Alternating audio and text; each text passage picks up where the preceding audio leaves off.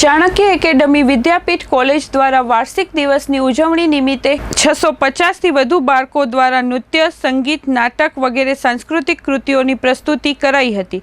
વિદ્યાર્થીઓની પ્રતિભાના વિકાસ હેતુ સંસ્થાના ટ્રસ્ટીના માર્ગદર્શન હેઠળ યોજાયેલ આ કાર્યક્રમમાં બાળકોએ પ્રેક્ષકોને મંત્રમુગ્ધ કર્યા હતા।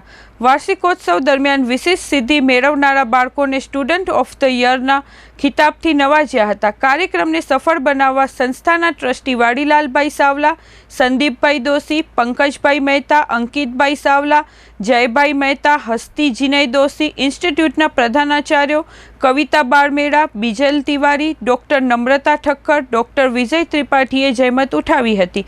શાળાના મેનેજર સહિત પલણના નેતૃત્વ હેઠળ શિક્ષકો, કર્મચારીઓ તથા માતા પિતાને સહયોગ સાંપડ્યો હતો। ચાણક્ય એકેડમીનો વાર્ષિક ઉત્સવ બે પાર્ટની અંદર ઉજવવામાં આવ્યો છે।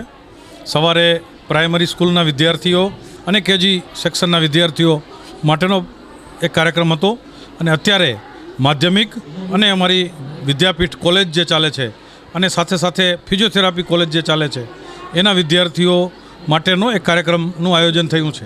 આજે આખો દિવસ વિદ્યાર્થીઓ સાથે રહેવાનું થયું છે, વાલીઓ સાથે રહેવાનું થયું છે અને વિદ્યાર્થીઓમાં રહેલી અલગ અલગ પ્રકારની ટેલેન્ટ જે અમે વાર્ષિક ઉત્સવના માધ્યમથી પેરેન્ટ્સ સમક્ષ અને ટ્રસ્ટીઓ સમક્ષ વિદ્યાર્થીઓએ રજૂ કરી છે।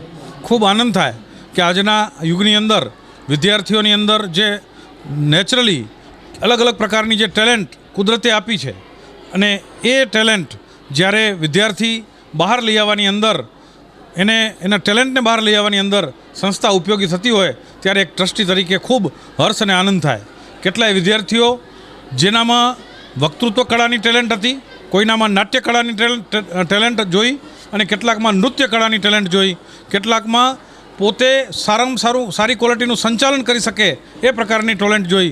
એટલે આ વિવિધ પ્રકારના કાર્યક્રમો આજે સવારથી અહીંયા થયા છે। સાથે સાથે 20 વર્ષ કરતાં વધુ સમયથી આ ટ્રસ્ટ એજ્યુકેશન ફિલ્ડની અંદર કામ કરે છે।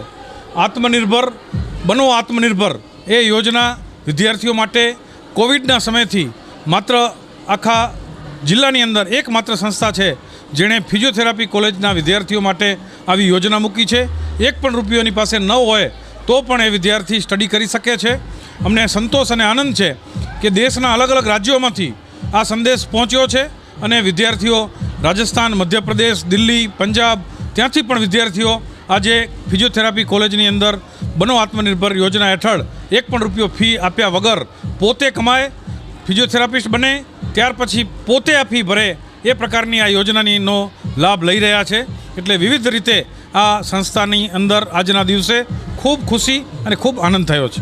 લગભગ આજના દિવસે આખો કાર્યક્રમ પૂર્ણ થશે ત્યારે 650 કરતાં વધુ બાળકોએ આજે આ કાર્યક્રમની અંદર વિવિધ પ્રકારના કાર્યક્રમો આપવાની અંદર ભાગ લીધો છે।